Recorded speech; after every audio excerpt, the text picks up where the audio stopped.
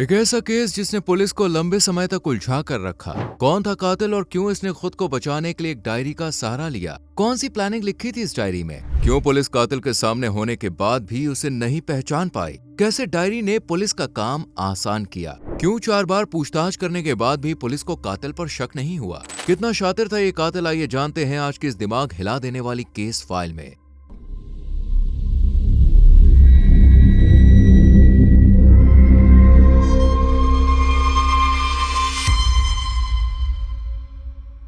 ये case file है कर्नाटक के हुबली इलाके की। हर रोज की तरह सब कुछ खुशनुमा और गुलजार था, लेकिन 30 मई 2014 को हुबली इलाके में खेतों के पास कुछ ऐसा नजर आता है जिसे देखकर लोग हक्का बक्का रह जाते हैं। हर रोज की तरह किसान यहाँ से गुजर रहे थे, लेकिन आज यहाँ से जाने वालों की संख्या कम थी, क्योंकि कुछ ही घंटे पहले बारिश हुई थी। इसलिए खेतों के बीच कच्ची जमीन और ज्यादा दलदली हो गई थी, जिस वजह से लोगों ने यहाँ से आना जाना कम कर दिया था। और जब एक किसान यहाँ से गुजरा तो उसकी नजर मिट्टी में सनी एक लाश पर पड़ी। इस लाश का शरीर आधा जमीन के ऊपर था और आधा जमीन के अंदर। ये नजारा देखकर किसान के भी पैरों तले जमीन खिसक गई और उसने ज्यादा सोच विचार न करते हुए पुलिस को इस बात की जानकारी दे दी। पुलिस भी मौके की गंभीरता को देखते हुए जल्द ही क्राइम सीन पर आ गई और जब पुलिस ने लाश की हालत देखी तो वो भी सोच में पड़ गई। शरीर गलने लगा था, कपड़े भी लगभग गल ही चुके थे और पहचान के लिए ना तो फोन था और ना ही कोई आईडी कार्ड। सिर्फ एक सोने की चेन गले में मौजूद थी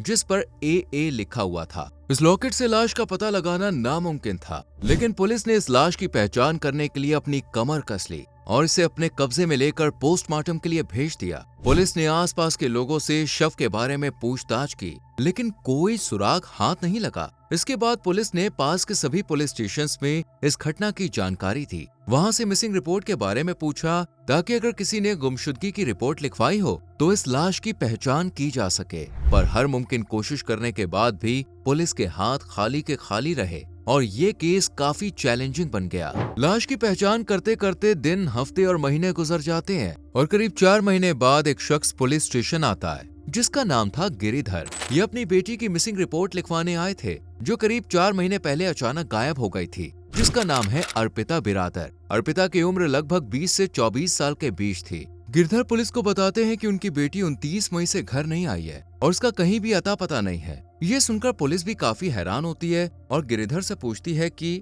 आपने इतने महीनों का वक्त क्यों लिया, शुरू में ही क्यों रिपोर्ट लिखवाने नहीं आए? इस पर गिरधर ने कहा कि हम बदनामी से डर गए थे। बेटी के यूं गायब होने की खबर जब फैलती है तो लोग उल्टी सीधी बातें बनाते हैं, इसलिए हमने खुद ही उसे जगह जगह ढूंढा। लेकिन जब महीने गुजरने के बाद भी बेटी की कोई खैर खबर नहीं मिली तो फिर हमने आखिर में पुलिस की मदद लेने का फैसला किया। अब आप ही हमारी बेटी को ढूंढ दीजिए। पुलिस ने जब गिरधर को लाश की पहचान कराई तो उनकी आंखें नम हो गईं, क्योंकि ये लाश उनकी ही बेटी की थी, यानी अर्पिता की, जो हुबली सिटी में ही ग्रेजुएशन की पढ़ाई कर रही थी, लेकिन फिर 29 मई को गायब हो गई। अब पुलिस के सामने लाश की पहचान थी, उसका परिवार था, लेकिन कातिल अब भी कहीं चैन की सांस ले रहा था, जिसे ढूंढने के लिए सबसे पहले पुलिस ने अर्पिता के घर वालों से उसका नंबर पूछकर नंबर की कॉल डिटेल्स निकलवाई। पिछले सभी कॉल रिकॉर्ड्स भी चेक किए गए। घंटों पुलिस ने कॉल रिकॉर्ड सुनने में बिता दिए, लेकिन फिर भी कोई ऐसा सबूत हाथ नहीं लगा जो अर्पिता के केस को सुलझाने में हेल्पफुल साबित हो सके। लेकिन पुलिस ने भी हार नहीं मानी और जी जान लगाकर इस केस को सुलझाने में जुटी रही। फिर से कॉल रिकॉर्ड्स को बारीकी से खंगाला जाता है। जिन भी लोगों से अर्पिता ने बात की थी उन सबसे पुलिस ने अलग अलग पूछताछ की। अर्पिता के हर दोस्त, फिर चाहे वो दूर का हो या करीबी, सबको पुलिस ने बुलाया और एक एक करके उनसे अर्पिता के बारे में पूछा। और इसी लिस्ट में एक दोस्त का नाम और हाईलाइट हुआ, जिसका नाम था अरुण शिवा लिंगप्पा पाटिल। ये अर्पिता के करीबी दोस्तों में से ही एक था, जिसका नाम कॉल रिकॉर्ड्स में भी शो हो रहा था। और अर्पिता के दूसरे दोस्तों ने भी पुलिस को अर्पिता और अरुण की दोस्ती के बारे में बताया था, इसलिए अब पुलिस ने अरुण से ही सवाल जवाब करने का फैसला किया। लेकिन इससे पहले पुलिस ने अर्पिता और अरुण के बीच बने उस रिश्ते की गहराई को जानने की कोशिश की और पता चला कि इस वक्त अरुण बेंगलुरु में PhD की पढ़ाई कर रहा है और ये ग्रेजुएशन के टाइम से अर्पिता का दोस्त है। दोनों ने एक साथ ही एक एग्रीकल्चर यूनिवर्सिटी से ग्रेजुएशन की थी। अरुण पढ़ने में बहुत तेज था, इसलिए इसने ग्रेजुएशन की डिग्री हासिल कर ली, जबकि अर्पिता फेल हो गई, इसलिए वो मरने से पहले तक भी ग्रेजुएशन ही कर रही थी, जबकि अरुण PhD। भले ही दोनों की पढ़ाई बदल गई थी, शहर बदल गया था, लेकिन दोनों ने आपस में बात करना भी बंद नहीं किया। दोनों ग्रेजुएशन के बाद भी कांटेक्ट में बने रहे। ये सब जानकारी जुटाने के बाद दोनों के रिश्ते को लेकर पुलिस के सारे डाउट्स क्लियर थे, लेकिन फिर भी नॉर्मल पूछताछ के लिए पुलिस ने अरुण को बुला लिया। इस तरह अरुण को करीब 4 बार पूछताछ के लिए बुलाया गया और हर एक बयान में अरुण ने यही कहा कि अर्पिता उसकी बहुत अच्छी दोस्त थी, इससे ज्यादा कुछ नहीं। हम दोनों ने ग्रेजुएशन की पढ़ाई साथ की और उसके बाद मैं पीएचडी के लिए बेंगलुरु आ गया। अरुण का बयान बहुत ही क्रिस्टल क्लियर था, उसमें शक की कोई गुंजाइश थी ही नहीं। पुलिस ने 29 मई के दिन की लोकेशन के बारे में पूछा तो अरुण ने बताया कि मैं उस दिन अपने कॉलेज गया था और फिर उसके बाद अपने किराए के रूम में रहा। पुलिस ने जब अरुण के बयान को चेक करने के लिए उसकी लोकेशन निकलवाई तो पता चला कि 29 मई को अरुण अपने कॉलेज में ही था और उसकी अटेंडेंस भी लगी थी। जब पुलिस ने अरुण की मोबाइल लोकेशन चेक की तो वो भी बेंगलुरु की ही थी, यानी अरुण ने जो भी बयान दिया, लोकेशन बताई, वो सब सच थी। चारों बयान में उसकी सारी बात सेम थी, ना तो वो घबराया और ना ही कोई बयान आगे पीछे किया। ये सब देखकर पुलिस भी समझ गई कि अरुण बेकसूर है, इसलिए पुलिस ने अरुण को भी शक के दायरे से हटा दिया, जिसके बाद केस फिर घूमकर उसी चौराहे पर आ गया जहां से शुरू किया था कि आखिर अर्पिता का कातिल कौन है। इसी बीच पुलिस ऑफिसर्स का ट्रांसफर हो गया। कुछ नए ऑफिसर्स आए जिनके हाथ में अर्पिता की केस फाइल पहुंच गई और इन्होंने शुरुआत से केस को इन्वेस्टिगेट करना शुरू किया। केस की सच्चाई जानने के लिए फिर से कॉल डिटेल्स का सहारा लिया गया। इसी बीच पुलिस के हाथ कुछ ऐसा लगा जिससे केस का सच सामने आने लगा। दरअसल पुलिस ने नोटिस किया कि अरुण ने अर्पिता के मरने से 2 दिन पहले उससे बात करना बंद कर दिया था। ना तो उसका कॉल रिसीव किया और ना ही उसके मैसेजेस का कोई जवाब दिया, जबकि अर्पिता लगातार उससे बात करने की कोशिश करती रही। जबकि इन दोनों से पहले की कॉल हिस्ट्री जब जांची गई तो देखा गया कि जब अर्पिता ने अरुण को कॉल किया, मैसेज किए, तब अरुण ने उनका जवाब दिया। और ऐसा भी नहीं हुआ था कि अरुण ने अर्पिता के कॉल्स का जवाब ना दिया हो। अगर वो पहली बार में कॉल नहीं उठा पाता तो उसको जरूर कॉल बैक करता था, लेकिन अर्पिता के गायब होने से 2 दिन पहले उसने अर्पिता को ना तो कॉल बैक किया और ना ही कोई मैसेज किया, जो कि काफी अजीब बात थी। ये बात पुलिस को भी समझ नहीं आ रही थी कि उसने अर्पिता के साथ ऐसा रूखा बर्ताव क्यों किया। क्या वजह थी कि उसने अर्पिता से किसी भी तरह का कांटेक्ट ना करने का मन बना लिया? अगर इन दोनों के बीच झगड़ा हुआ तो क्यों हुआ? ये सब सवाल पुलिस के दिमाग में अरुण के खिलाफ शक पैदा कर रहे थे। ये शक तब और बढ़ गया जब पुलिस ने अरुण के स्टेटमेंट्स चेक किए। इसमें पुलिस ने देखा कि अरुण अपने बयान को लेकर काफी क्लियर है। उसने पहले बयान में जो बात कही थी वही चौथे बयान में थी। ना तो कहीं टाइम में गड़बड़ाया, न रंग, न जगह, न नाम, मतलब सब कुछ बहुत सटीक था। जबकि ऐसा होना लगभग नामुमकिन सा होता है, क्योंकि ह्यूमन बिहेवियर ऐसा है कि दिमाग से कुछ कुछ बातें निकल जाती हैं। कभी कलर भूल जाते हैं तो कभी नंबर। और अरुण के बयान में ऐसा नहीं था। उसका हर स्टेटमेंट पहले वाले स्टेटमेंट्स का कॉपी था, मानो उसने रट्टा लगाकर ये सब याद किया हो। अब पुलिस की रडार पर फिर से अरुण का नाम आ जाता है, लेकिन इस बार पुलिस इससे पूछताछ करने से पहले उसका बैकग्राउंड चेक करती है और पता चलता है कि अरुण के फादर एक सरकारी कॉलेज के प्रिंसिपल हैं, जबकि एक भाई आर्मी में है और अरुण भी पीएचडी कर रहा है और इसकी पहचान एक ब्रिलियंट स्टूडेंट के तौर पर की जाती है। यानी ना तो अरुण का कोई क्रिमिनल रिकॉर्ड था और ना ही इसकी फैमिली का। ये देखकर अब पुलिस भी समझ गई कि अरुण उनसे जरूर कुछ तो छुपा रहा है। हालांकि पुलिस ने एक बार अरुण को बुलाकर पूछताछ करने का फैसला किया, लेकिन फिर पुलिस रुक गई, क्योंकि पुलिस जानती थी कि इस बार अगर अरुण को पहले इन्फॉर्म करके बुलाया गया तो वो अपने माइंडेड दिमाग का इस्तेमाल करके खुद को बचा लेगा। इसलिए डिसाइड हुआ कि पुलिस बिना इन्फॉर्म किए अरुण से बात करने बेंगलुरु जाएगी और फिर अरुण के कमरे को चेक किया जाएगा। हो सकता है कि बिना इन्फॉर्म किए कुछ सुराग कमरे से मिल जाए। जल्द ही हुबली पुलिस की एक टीम बेंगलुरु के लिए रवाना हो जाती है और अरुण के किराए वाले कमरे पर पहुंचकर दरवाजे पर दस्तक देती है। अरुण जब दरवाजा खोलकर सामने पुलिस को देखता है तो उसको थोड़ी हैरानी होती है, क्योंकि पुलिस बिना बताए आई थी। पुलिस अरुण को दिलासा देते हुए कहती है कि ऐसा कोई गंभीर मामला नहीं है, बस बेंगलुरु में किसी दूसरे केस की इन्वेस्टिगेशन करने आए थे, तो सोचा कि आपसे भी 2-4 सवाल कर लें। ये सुनकर अरुण भी थोड़ा रिलैक्स हो जाता है। पुलिस अरुण से सीधे केस के बारे में बात नहीं करती,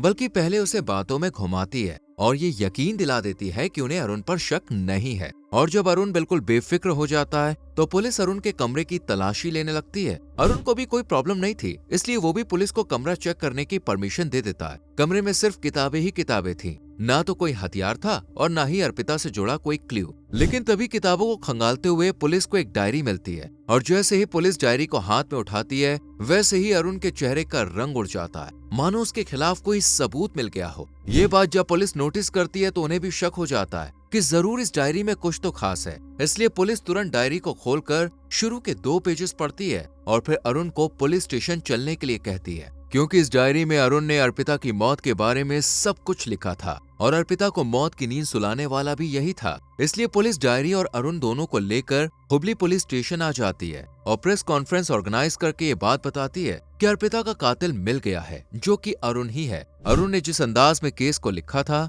उसे देखकर ऐसा लग रहा था मानो किसी इन्वेस्टिगेटिंग ऑफिसर की डायरी पढ़ रही हो, क्योंकि डायरी में पूरा केस तो था, लेकिन अरुण ने इस केस में ना तो कोई क्राइम सीन का जिक्र किया था और ना ही ये बताया था कि उसने अर्पिता को कैसे मारा। ऐसे किसी भी सवाल का जवाब इस डायरी में नहीं था, बल्कि इसने तो इस केस को एक इन्वेस्टिगेटिंग ऑफिसर की तरह लिख रखा था। जैसे जब अर्पिता का केस सामने आया तो मीडिया ने इस केस को किस तरह से अखबारों में छापा, पुलिस को इस केस में किस किस पर शक हुआ, पुलिस ने एफआईआर में क्या लिखा था, कॉल डिटेलिंग के वक्त पुलिस को क्या क्या मिला, यानी अरुण ने वो सभी पहलू इस डायरी में लिख रखे थे जो केस को सुलझाने में पुलिस इस्तेमाल कर रही थी। पुलिस की सोच आगे क्या होगी, पुलिस किस बात पर अरुण पर शक कर सकती है, ऐसे सभी सवालों की गुत्थी इस डायरी में सुलझाई गई थी। एक तरह से अरुण पुलिस के साथ साथ इस केस को खुद भी इन्वेस्टिगेट कर रहा था। उसने पूरी सिचुएशन को देखते हुए ये भी तय कर लिया कि जब इसका केस में नाम आएगा तो उससे क्या क्या सवाल पूछे जा सकते हैं, किस सिचुएशन में वो फंस सकता है और किस तरह पुलिस को हर सवाल का जवाब देना है। इतना ही नहीं, अरुण इतना चालाक था कि वो जानता था